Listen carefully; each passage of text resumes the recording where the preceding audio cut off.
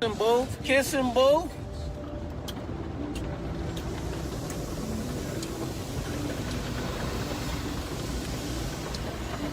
Kiss 'em both. Kiss 'em both.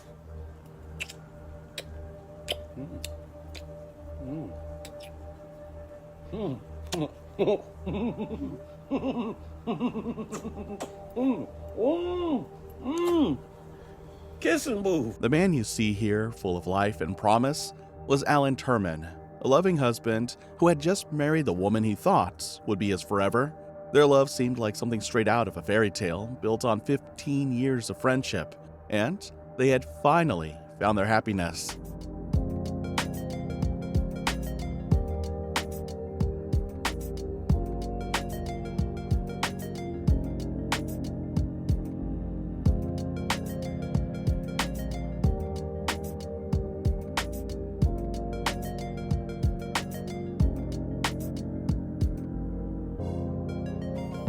But on November 5th, 2022, just months after their wedding, their dream turned into a nightmare.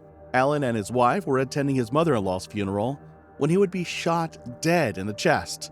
The killer was his wife's ex-husband, and the reason for his violent outburst was something far darker than anyone could have predicted.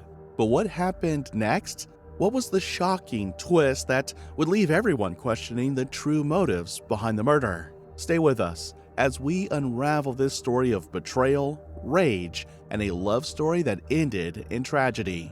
This is the life and death of Alan Jermaine Turman. 42-year-old Alan Jermaine Turman was a man who had once believed he had found the woman of his dreams. Born in Danville, Illinois, Alan had made a life for himself in Indianapolis, Indiana. He was known for his infectious sense of humor and his natural ability to make everyone around him smile. It's just a Saturday night, all right? Don't be alarmed. Ain't nobody, you know what I mean? Ain't nobody died.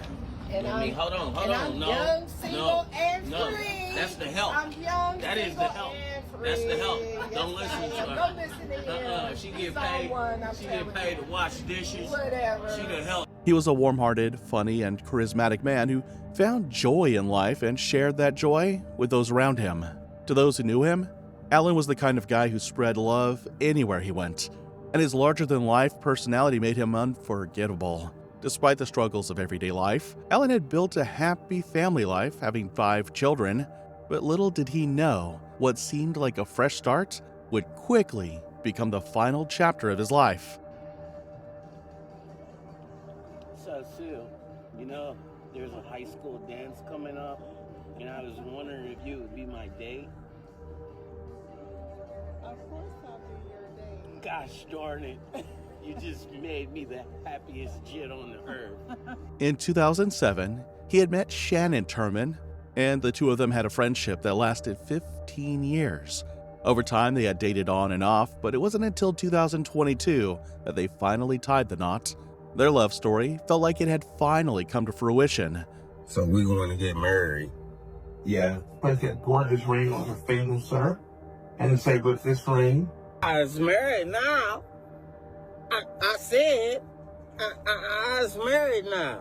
With Shannon, a woman who had been through a rough marriage in the past, finding peace and happiness with Alan. Their relationship was one that had evolved from long-term friendship to love, and it seemed like they had the world ahead of them. By August of 2022, after Shannon had finalized her divorce from her previous abusive relationship, Alan and Shannon got married. Alan, being her longtime friend, was the person she had always leaned on. I was married now. I said, I was married now. It was clear to anyone who saw the two together that they were soulmates, and their union was one that was full of love and support. Alan was her protector, her confidant, and the man she had always wanted by her side. But the truth of her former marriage was far uglier than anyone realized. Shannon's ex-husband, Stefan Lowe, wasn't the typical ex-partner who quietly fades away. He wasn't content with just moving on from his failed marriage. Instead, Stefan harbored a deep-seated resentment toward Shannon. Their relationship had been filled by allegations of domestic violence, and their rough history left scars on both of them. Despite the divorce being finalized in February 2022, Stefan had not let go of his anger. Shannon had even gone as far as securing a protective order against him, yet Stefan's obsession with her didn't end there. When Stefan found out that Shannon had moved on and married Alan, something inside him snapped. His response wasn't just jealousy, it was something far more sinister. Not only was he upset about Shannon's new marriage and wanted his ex-wife back, no, he wanted much more. He demanded 50% of her business profits as if that was his right. It was a chilling sense of entitlement that he had no right to claim. In the months that followed, Stefan's behavior escalated. He began making threats against both Shannon and Alan, vowing to harm them. Alan, being the protective husband he was, stepped in to defend Shannon. He told Stefan to leave her alone, but Stefan didn't back down. Hey man, people need to be accountable for their own actions, like me, you know what I mean? And accept responsibility for doing that I don't with, nor want to be around. So when the get cut off, be mad at yourself. He had now made it his mission to intimidate the newlywed couple, threatening to show up at their events and cause trouble. While Shannon and Alan were navigating their newlywed life, Stefan was becoming more and more angry. The couple continued to post about their life together on social media, showing off their love and commitment. They shared pictures, videos, and affectionate messages, but unbeknownst to them, every post they made was like a match to a fuse that Stefan had already lit. It was clear that Stefan was watching their every move, and the threats he had made were no longer idle. However, just months after their wedding, something would happen. Shannon's mother passed away, and the couple had to make funeral arrangements at the Oasis of Hope Baptist Church in Indianapolis. While mourning the death of Shannon's mother, Alan and Shannon had planned to celebrate their new marriage with a wedding reception at the Keystone Event Center a week after the funeral. They had ordered decorations, secured catering, and made arrangements for family and friends to come together and enjoy. What was supposed to be a celebration turned into an unforgettable nightmare. However, Stefan had other plans. As Shannon and Alan attended the funeral, they never expected to see Stefan there, but there he was, uninvited and unannounced, causing a scene. Shannon was shocked to see her ex-husband there, and his appearance only caused further disruption. She was already reeling from the loss of her mother, and now had to face her abusive ex-husband. He was aggressive and argumentative, drawing the attention of everyone in the church parking lot. Alan, standing up to protect his wife and maintain the sanctity of the moment, asked Stefan to leave. But this would only escalate the situation. A physical altercation broke out between the two men. Funeral attendees intervened, breaking up the fight and forcing Stefan to leave. But the damage had been done, and the tension lingered in the air. But Stefan wasn't done. What seemed like the end of the conflict soon turned into an unimaginable tragedy. Alan and Shannon, understandably rattled but hoping to defuse the situation, made the decision to leave. Alan's mother, Pamela Grant, who had already endured immense grief, recognized the potential danger and urged her son to walk away from the situation. As they made their way to the car, Stefan, with an evil grin on his face, returned. He was driving a white vehicle, and without warning, he pulled up next to them and shot Alan twice in the chest, leaving him to die in the church parking lot.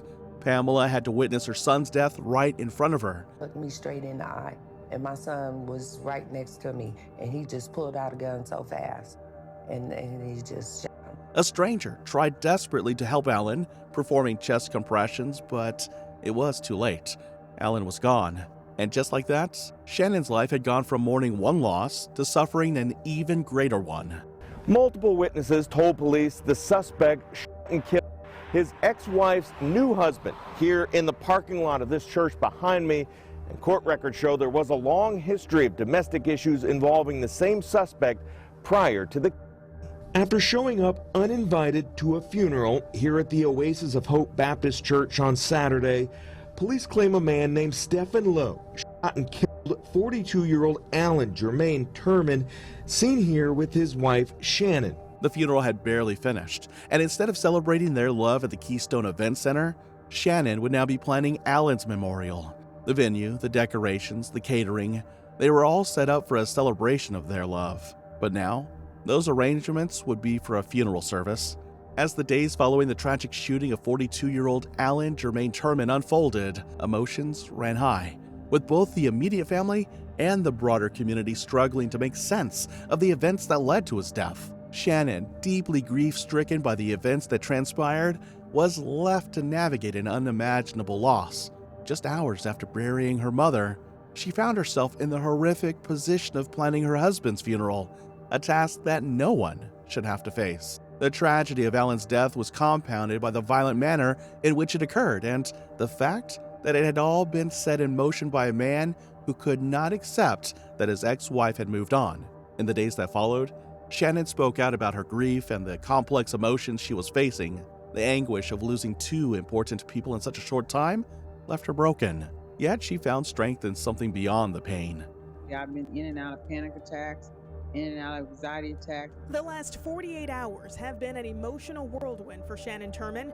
During a homegoing service for her mother Saturday, her ex-husband showed up unannounced, and an argument with Shannon's husband Jermaine escalated into a fight. Desmond, my ex-husband, pulled his gun out, same gun he used, put to my head, that we have a protective order about, and husband in the chest. A desire to help others who had faced similar domestic violence situations. Shannon's decision to turn her grief into advocacy was part of the tragedy's deeper emotional resonance. Shannon vowed to use her painful experience as a platform to raise awareness about domestic violence. She wanted to be the voice for others who were too afraid to speak out, the ones who felt trapped in unhealthy, abusive relationships. Meanwhile, as Shannon tried to find some semblance of peace and purpose in the aftermath of the tragedy, Alan's family worked tirelessly to honor his memory. His sister, Letitia Crome, organized a memorial service in a location that would have been meaningful to Alan, the Roller Cave. A roller skating rink was chosen as the venue, as Alan had always wanted to learn how to skate, but never got the chance. The family, clad in skates, shared a bittersweet moment, trying to make the best of an unimaginably painful time. It was a beautiful, unique way to celebrate Alan's life and give him the experience he never had. So I had got his skates, and we never got around to getting to the rink, but we're still having the party like he's here. The balloons release on Alan's birthday were another way his family marked his memory. A small ceremony took place with his mother, Pamela, present, but someone very important was absent, Shannon herself. This raised eyebrows as the woman who was supposed to mourn her husband's untimely passing was conspicuously absent. At this point, the question on everyone's mind was, why was Shannon not there? But little did they know the truth was about to shock them all. It was because just 1 month after Alan's death, Shannon had already entered a new relationship. This revelation shocked those who had been closest to Alan, particularly his family, who struggled to comprehend how Shannon could move on so quickly. But what followed next would shock everyone even more. Within just weeks of his tragic death, Shannon publicly declared that she had found the man of her dreams. Her actions quickly became the subject of intense scrutiny, and soon, the truth about her past choices began to surface. The timeline was hard to ignore. From her divorce in February 2022 to her marriage to Alan in August 2022, his tragic death in November, and by December, she was in another relationship. Many questioned whether she had truly loved Alan or if he was merely a placeholder in her life, someone to provide stability while she dealt with her volatile past. Social media, which had previously been the platform for Shannon and Alan to share their joy as newlyweds, had now become a place for Shannon to flaunt her new relationship. She shared pictures, posts, and videos showing the world that she had already moved on, all while her late husband's family was still grieving. Some even wondered if Shannon had learned anything from the series of relationships that had shaped her life, or if she was simply running from the trauma of her past. Meanwhile, in January 2023, Stefan pleaded guilty to voluntary manslaughter, a charge that resulted in a 40-year sentence. His decision to take the plea deal ended the courtroom drama and sealed his fate. But it was clear to those watching that Stefan's obsession had cost him his freedom, while Shannon, who had once been trapped in a cycle of violence, had moved forward with her life. The anger and jealousy that had driven him to murder the man who loved his ex-wife had only led to his downfall. His belief that killing Alan would somehow bring Shannon back was, in the end, a fatal mistake. Instead of winning her back, he had freed her to move on with someone else. he would spend the next 40 years in prison, reflecting on his choices and wondering what could have been. But this resolution did nothing to ease the pain for those left behind.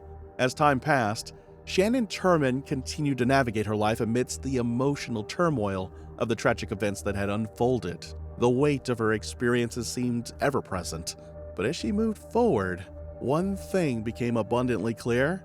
She was doing it on her terms. And soon Shannon was faced with an unexpected twist that would test her strength even further.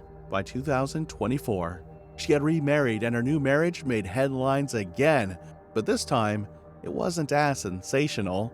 It was quiet and more subdued. There were no grand declarations on social media or overtly public displays of affection. It was clear that Shannon had learned valuable lessons from the years of tumultuous relationships that had defined her up to that point. She wasn't looking for validation anymore. She wasn't trying to prove anything to anyone. It seemed that she had found the stability and peace she had longed for, a stark contrast to the public life she had lived previously. With a new marriage, Shannon seemed to have found a sense of calm that had eluded her for years. But little did she know, this would stir up even more controversy. However, while some people wished her well and respected her decision to move on, there was still an underlying current of skepticism.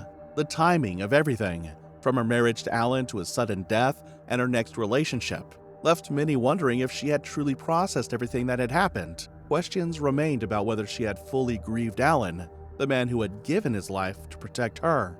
But for Shannon, the answer might have been simpler than that. Perhaps her actions weren't a reflection of her lack of grief or love for Alan. Perhaps they were a response to the emotional chaos that had plagued her life for so long. After all, Shannon was a survivor, not just of a violent relationship, but also of the devastating loss of two of the most important people in her life. Her capacity to rebuild, to find a new path after such turmoil, may have been her greatest strength. As the story of Alan Jermaine Turman's tragic death slowly faded from the headlines, those who loved him continued to keep his memory alive in their own ways. Shannon, too, tried to keep his memory alive, but her way of grieving was unique. She had to find her own path forward, even if that path led her to new relationships and new chapters. The world had moved on, but the impact of Alan's death was far from forgotten. The story of Alan, Shannon, and Stefan is a complex one, filled with raw emotions and painful decisions. It's a story of love and betrayal, but also of survival. Shannon's journey reminds us that healing is a deeply personal process, one that doesn't follow a linear timeline. For some, moving on quickly might be a way to shield themselves from pain, while for others, it's about finding closure and peace after years of chaos. As we reflect on this case, we must remember the cyclical nature of domestic violence and the ways in which it can continue to haunt its victims long after they left the abuser. Shannon's story is a stark reminder that escaping abuse is just the beginning. It's the emotional recovery that often takes the longest, and for some, that recovery can lead to a new chance at happiness, or at least a new chance at peace. Alan Jermaine Turman, a man who had hoped for a simple, happy life, was tragically taken away in the blink of an eye. His family remembers him with love and pain, cherishing the good memories while coming to terms with the violence that cut his life short. But even in the midst of their grief, they too have had to move forward, just as Shannon has done. Alan's death serves as a powerful reminder that life can change in an instant. Relationships can be filled with love, joy, and happiness in 1 minute, and then shattered by violence in the next. But it also shows us that even in the aftermath of tragedy, there is the possibility for healing, growth, and, most importantly, survival. As we close the chapter on this tragic tale, let it serve as a lesson to all of us. Domestic violence is not just about the physical harm inflicted by an abuser. It's about the emotional toll, the damage to one's sense of self, and the scars that last long after the violence has ended. For those who are caught in the cycle, it's essential to seek help, to know that there is a way out, and that there are people ready to support you. To Shannon, to Alan's family, and to all the survivors of domestic violence, we offer our heartfelt condolences and our hope for brighter days ahead. May this case serve as a call for awareness, compassion, and action to end the cycle of abuse that ruins lives and causes unthinkable pain. What do you think about it? Let us know what you think in the comments below, and if you found this story intriguing, please like, share, and don't forget to subscribe for more stories like this.